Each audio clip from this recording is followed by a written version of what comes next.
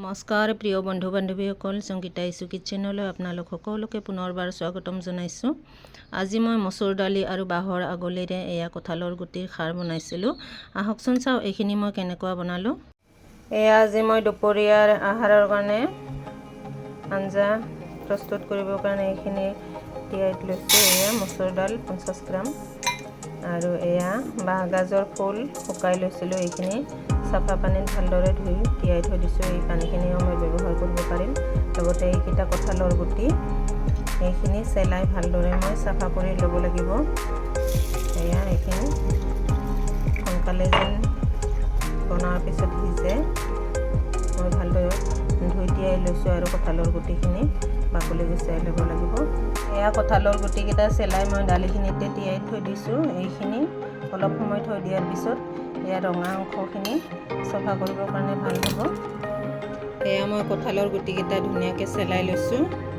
যিহেতু তিয়াই থৈ দিছিলোঁ বাকলি গুচাই, এইখিনি 1 ঘণ্টামান তিয়াই থৈ দিয়াৰ পিছত এনেকুৱা বাকলিখিনি ধুনীয়াকৈ গুচি যায়।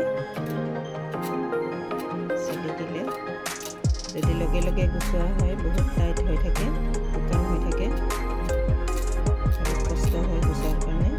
সেইকাৰণে এইখিনি বাকলি গুচাই পানীত অকণমান সময় আধা ঘণ্টা বা 1 ঘণ্টামান তিয়াই থৈ দিলে, টাইম নহ'লে 10 মিনিটমান হ'লেও হৈ যায়, ওলাই যায় ধুনীয়াকৈ। গোটেইখিনি মই বাকলি গুচাই ল'লোঁ। এইখিনি মই এইবাৰ দালিও ধুনীয়াকৈ ফাটি গৈছে মোৰ। এইখিনি অলপ এতিয়া বনালে সোনকালে সিজিব। এইখিনি ভালদৰে ধুই ল'ব লাগিব মই। এনেকুৱা বাকলি গুচাই এই কঁঠালৰ গুটিখিনি বগাকৈ চাফা কৰি ল'লে খাই খুব ভাল লাগে। বাকলি থাকিলেও কথা নাই, কিন্তু তৰকাৰীখন কালাৰটো অলপ বেলেগ হয়।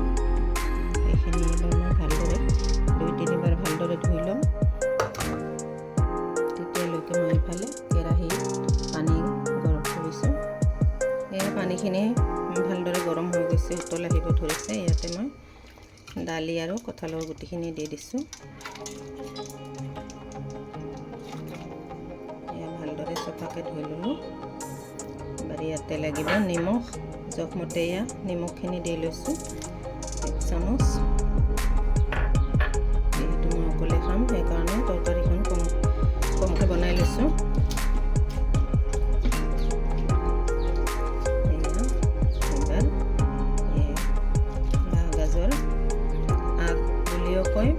আমি ফুল বুলিও কওঁ, এই নৰম অংশ এইখিনি শুকুৱাই লৈছোঁ। এইখিনি ধুনীয়াকৈ দি দিলোঁ।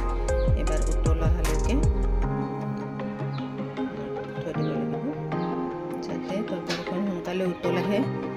তৰকাৰীখন উতল আহিছে ধুনীয়াকৈ। এইবাৰ মই ইয়াতে খাৰ দি লওঁ। এয়া খাৰ, কলৰ খাৰ, এই চাহ চামুচেৰে 3 চামুচ দি লৈছোঁ মই জোখমতে।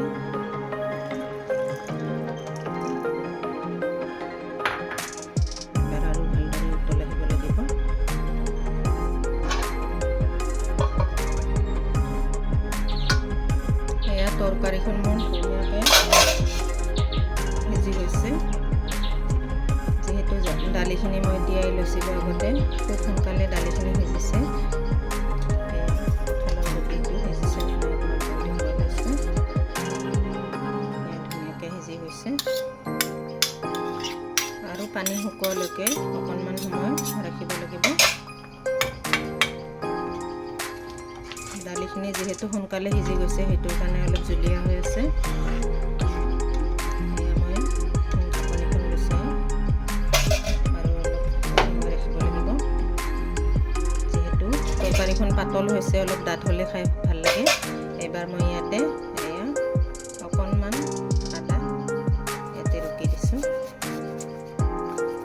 খাৰৰ আঞ্জাত মই ৰচুন নিদিওঁ আৰু ইয়াতে মই তেলো নামাৰোঁ। যিহেতু আমি খাৰ অকল খাৰে দিয়ে বনাই খাওঁ, ইয়াতে তেল নামাৰোঁ। তেল মাৰিলেও অৱশ্যে খাই ভাল লাগিব, কিন্তু মই ইয়াতে তেল সম্ভাৰ নিদিওঁ।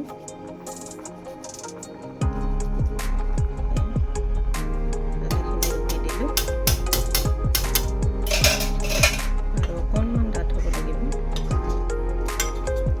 তেতিয়ালৈকে গেছটো অলপ বঢ়াই দিছোঁ আৰু ঢাকনিখন গুচাই থৈ দিছোঁ। এয়া মোৰ খাৰৰ তৰকাৰী তৰকাৰীখন ধুনীয়াকৈ হৈ গ'ল। ইমানখিনি গোট মাৰিব লাগে, ইমান গোটা হৈ থাকিলে খাই খুব ভাল লাগে। বেছি পনীয়া হ'লেও ইমান টেষ্টি নহয়। ঠিক জোখৰ হৈছে মোৰ তৰকাৰীখন কমপ্লিট হৈ গ'ল। ইয়াতে মই এবাৰ এয়া মান ধনিয়া অকণমান কাটি দিছোঁ।